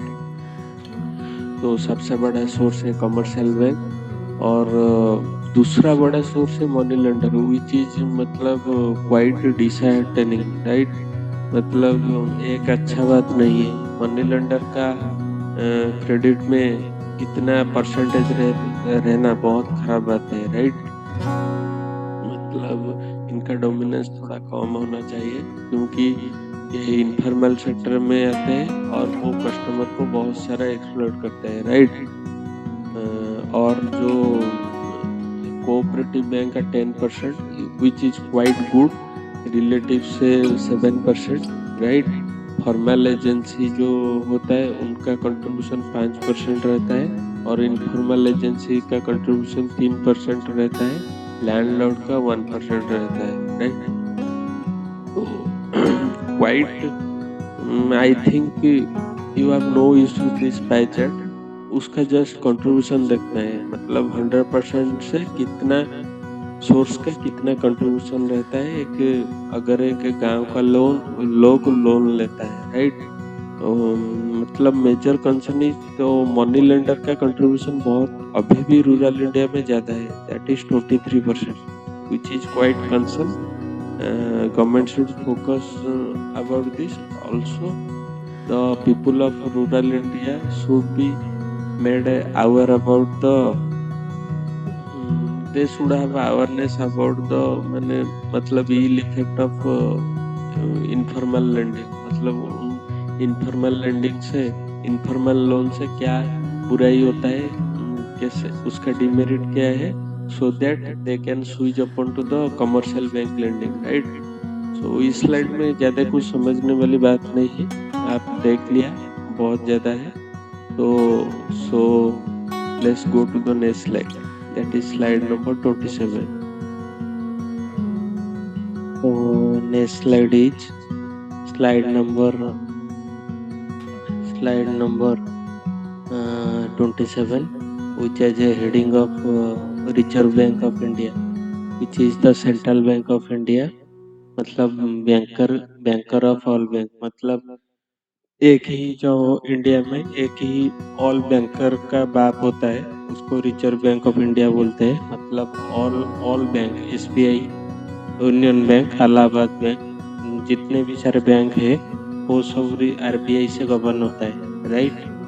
मतलब आरबीआई का रूल एंड रेगुलेशन और गाइडलाइन को वो फॉलो करते हैं।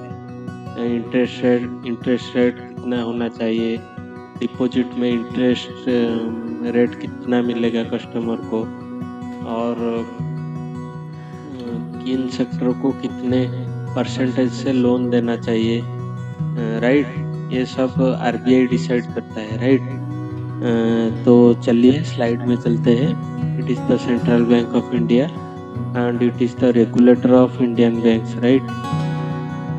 तो रोल ऑफ आरबीआई क्या होता है, मतलब आरबीआई का काम क्या होता है?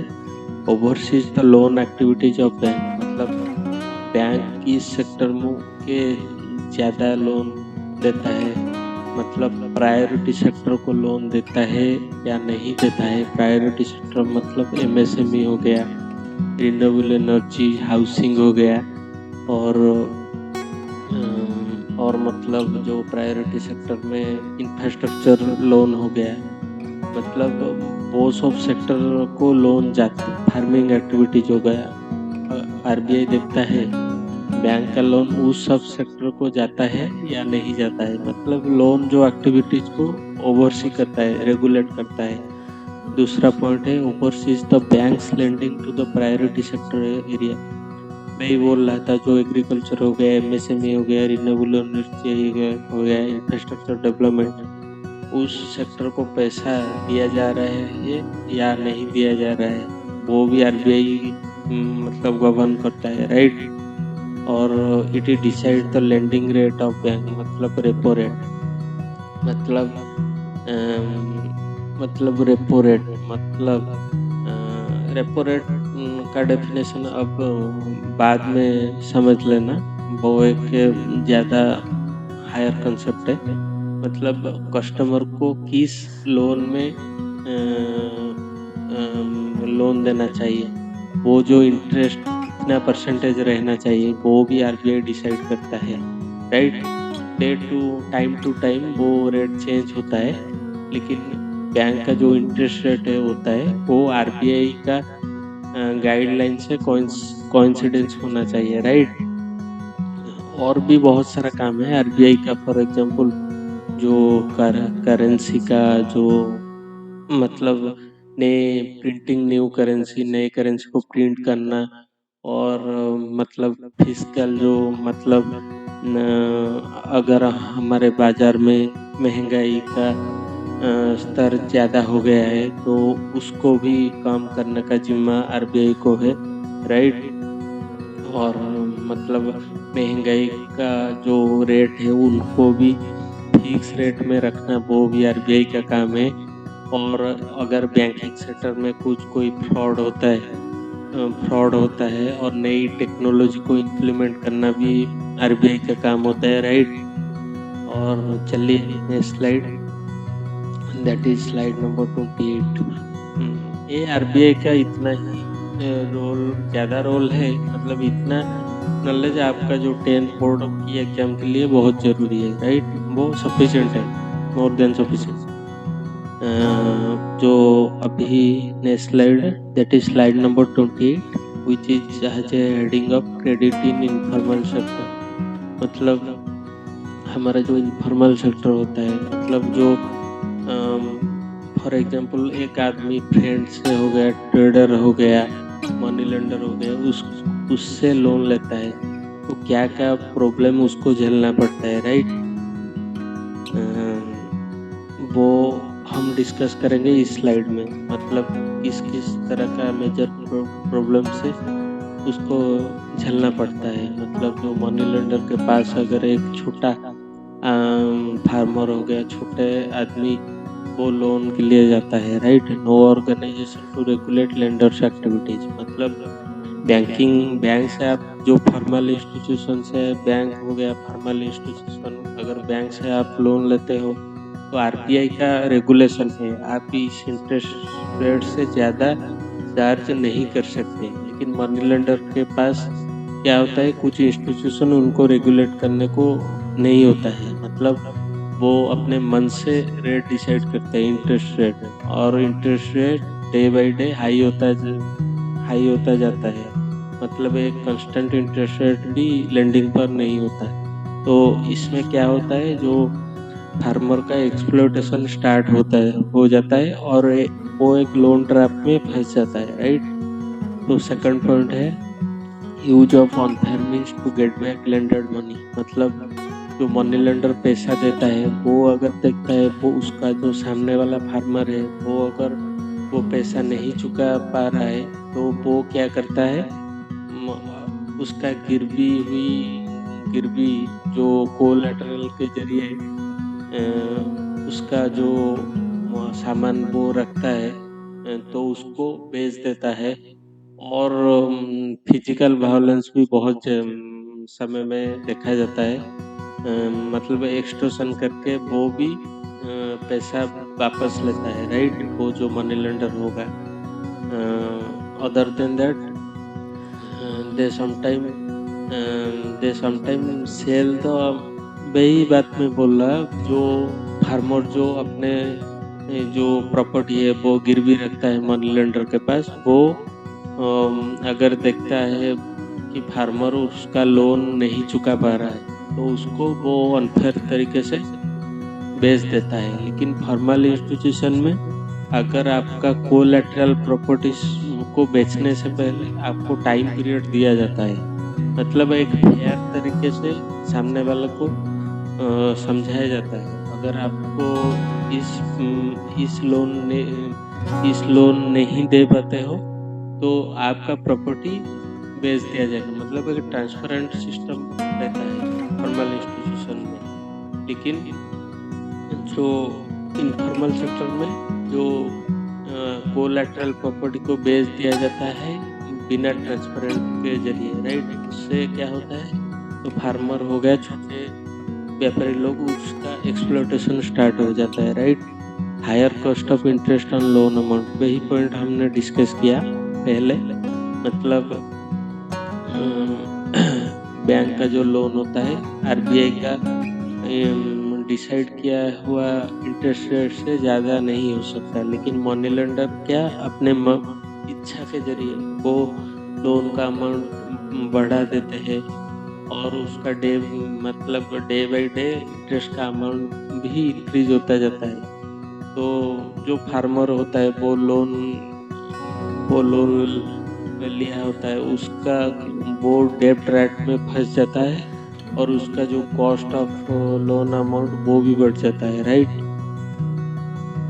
तो next slide, that is slide number 21। Next slide is slide number 29, which has a heading of source of credit for different class of people, मतलब जो अमीर लोग और गरीब लोग के बीच कंपैरिजन है। रिच पीपल के लिए सोर्स ऑफ क्रेडिट का परसेंटेज क्या है, और गरीब लोग के लिए सोर्स ऑफ परसेंटेज क्या है, सोर्स ऑफ जो क्रेडिट परसेंटेज क्या है, राइट? तो अमीर लोग जो होते हैं उनका सोर्स ऑफ, ज़्यादातर उनका सोर्स ऑफ क्रेडिट होता है जो फॉर्मल सोर्सेस, मतलब वो बैंक से लोन लेना, जो मतलब लोन वाले माइक्रो फाइनेंस कंपनी, उसमें से लोन लेना वो ज़्यादा प्रिफर करते हैं। और वो इनफॉर्मल सोर्सेस मतलब जो मनी लेंडर हो गया, फ्रेंड हो गया, उससे लोन लेना बहुत कम ज़्यादा प्रिफर करते हैं। तो उनका परसेंटेज है 17%, राइट।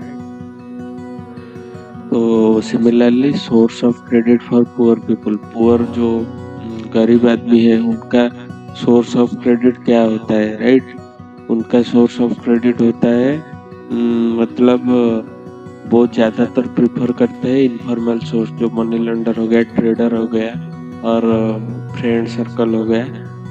उनमें से ज़्यादातर लोन लेते हैं हाई इंटरेस्ट पे। उनका परसेंटेज हो गया 84%।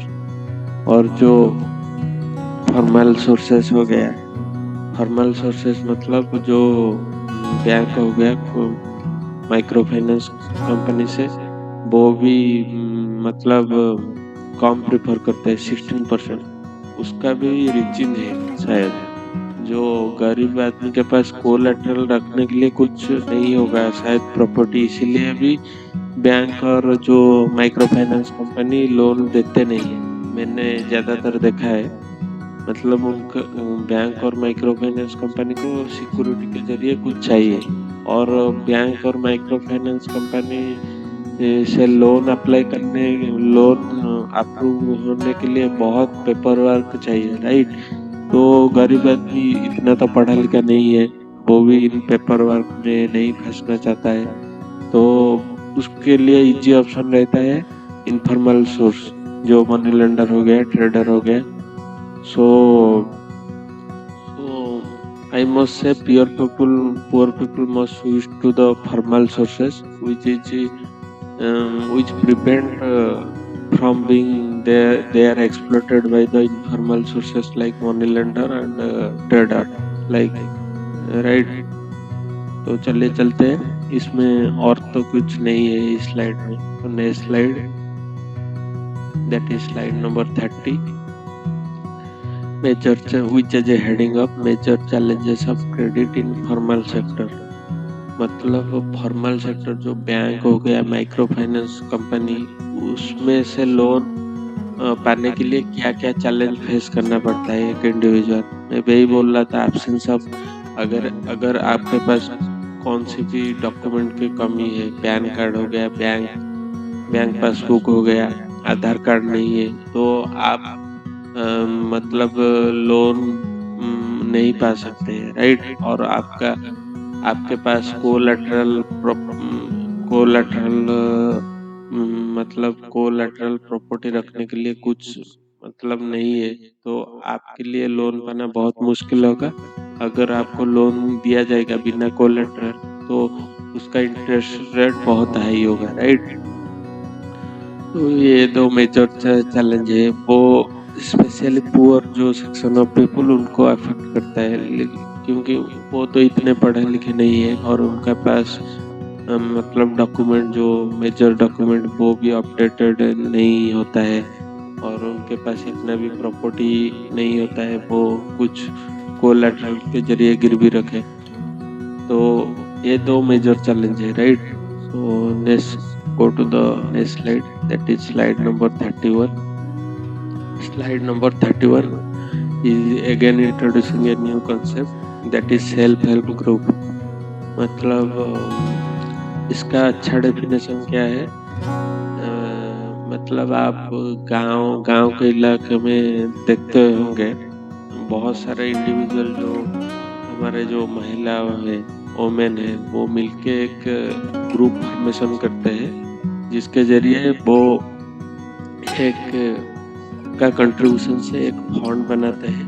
उस फंड से किसी को लोन के लिए चाहिए, किसी को लोन चाहिए, वो देते हैं कम इंटरेस्ट, मतलब मिनिमल इंटरेस्ट रेट में, और उस फंड में से वो कुछ एक बिजनेस शुरू करते हैं। फॉर एग्जांपल मशरूम कल्टीवेशन हो गया, और जो होम डेकोर प्रोडक्ट हो गया, और इसके बाद जो वैल्यू एडेड प्रोडक्ट हो गया वो शुरू करके बेचते हैं, और उसमें जो प्रॉफिट निकलता है वो हर एक एसएचजी का हर एक मेंबर के बीच डिस्ट्रीब्यूट होता है, राइट।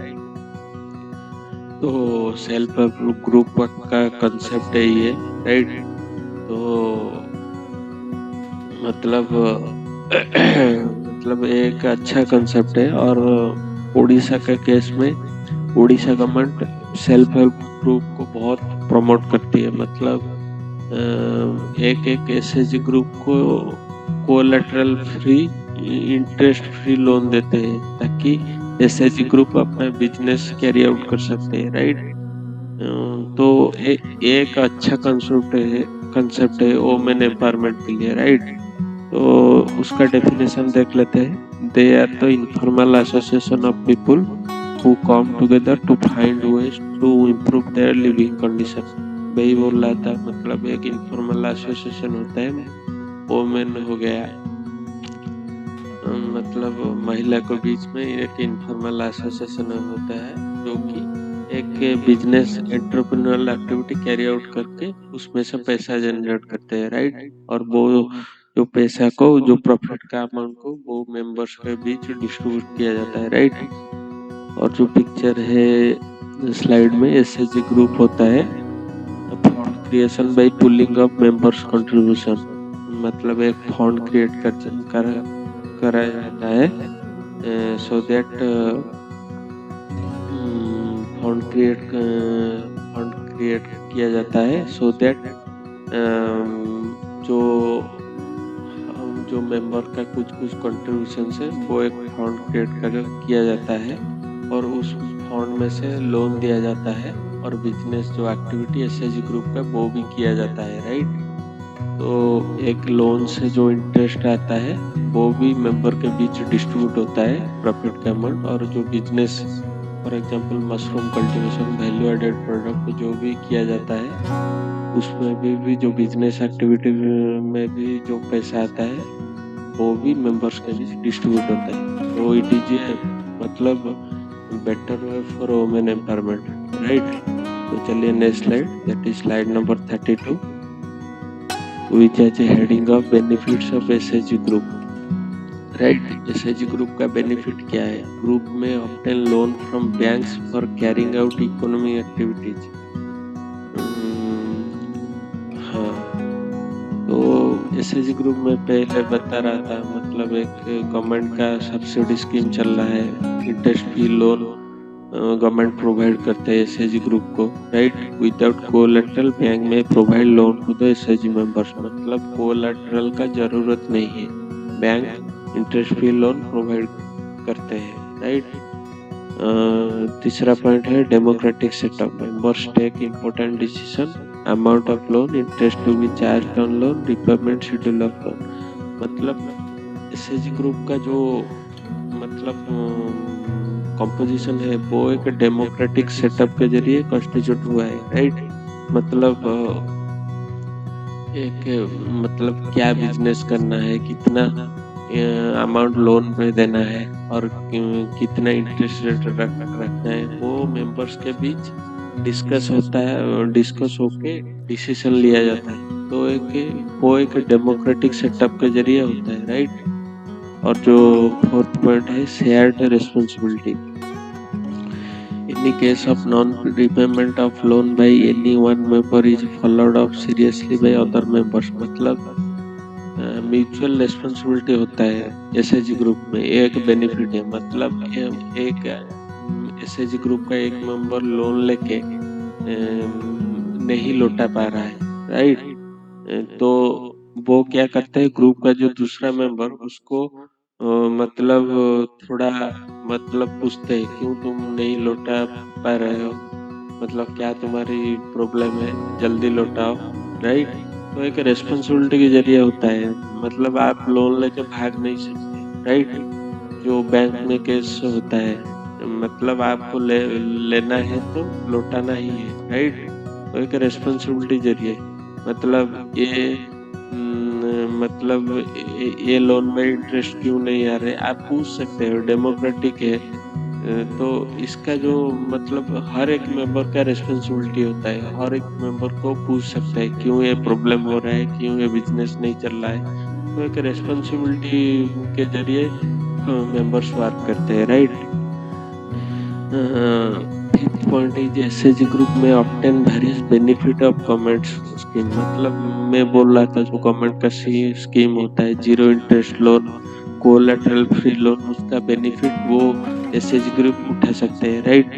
और SHG helps women to become financially self-reliant and provides a platform for discussion of variety social issue, health, nutrition and domestic value। मतलब एसएचजी ग्रुप एक बिजनेस पैसा कमाने का माध्यम नहीं है, वो एक प्लेटफॉर्म जो हमारे महिला को प्रोवाइड करते हैं, कैसे फाइनेंशियली इंडिपेंडेंट बना जाए, कैसे वुमेन एम्पावरमेंट को बढ़ा जाए, राइट। और वोमेन का health related issue, social issue, मतलब वोमेन एम्पावरमेंट कैसे को वोमेन एम्पावरमेंट को कैसे बढ़ाया जाए, राइट। और वोमेन का जो हेल्थ होगा, न्यूट्रिशन, उसको किस तरह का इंक्रीज किया जाए, तो इसमें भी एक प्लेटफॉर्म प्रोवाइड करता है एसएचजी ग्रुप का। तो एक मतलब इसका एक मल्टी डायमेंशनल इफेक्ट होता है, मतलब फाइनेंशियली इंडिपेंडेंट, सोशली एम्पावर्ड होता है एक वोमेन, और उसका हेल्थ और न्यूट्रिशन भी अच्छा होता है, मतलब डिस्कशन के जरिए, राइट। और उनके वोमेन के बीच एक लीडरशिप क्वालिटी भी डेवलप होता है, राइट। तो ये सब हमने डिस्कस किया benefits of the SHG group. So let's go to the next slide. Next slide is slide number 33, which is a heading of beautiful case study of ग्रामीण bank of Bangladesh. कैसे एक मतलब जो मेंबर ऑफ विलेज को लेकर चला था, लेकिन बाद में एक अच्छा इंस्टीट्यूशन बन गया। तो जो पुअर लोग को, जो गरीब लोग को क्रेडिट देने के मामले में, राइट। तो ये स्टार्टेड 1970 में हुआ था, और इसका अचीवमेंट क्या था? अचीवमेंट आज of 2018 it has 9 million member, मतलब 1 करोड़ के आसपास मेंबर इस बैंक में। मतलब ये कोऑपरेटिव सोसाइटी के जैसे एक्ट करता है, राइट। मेंबर के फंडिंग से जो फंड क्रिएट होता है, उसमें से लोन मेंबर को दिया जाता है, राइट। तो it has around 1 crore member in 81,000 villages, right? 81,600 villages, मतलब 81,600 गांव का अराउंड 1 करोड़ मेंबर इसमें है, राइट। बेनिफिट क्या है? Credit to poor section at a reasonable rate, right. मतलब वो जो फंड क्रिएट होता है, उस फंड में से वो पुअर लोग को दिया जाता है at a reasonable interest rate, right. एक अच्छा एग्जाम्पल है और अच्छा केस स्टडी है कि दुनिया को कैसे बैंकिंग सिस्टम का जो कॉम्प्लेक्सिटी है उनको बाईपास करके एक अच्छा इंस्टीट्यूशन बनाया जा सकता है, राइट। तो ये वर्ल्ड वाइड हाईलाइटेड इंस्टीट्यूशन में से एक है ग्रामीण इंस्टीट्यूशन, राइट, ग्रामीण bank of Bangladesh. Is the end of the slide. I hope next slide is thank you slide, and I hope you will enjoy it a lot. Please guys, if you really love this PowerPoint video, please share it with your friends, right? Friends and relatives जो भी हो, right? तो अच्छा लगता है जब आपका video share किया जाता है, राइट। थोड़ा हमको भी व्यू मिले यूट्यूब में, ये मेरा आशा है। आई think you will fulfil my wish, right. So thank you.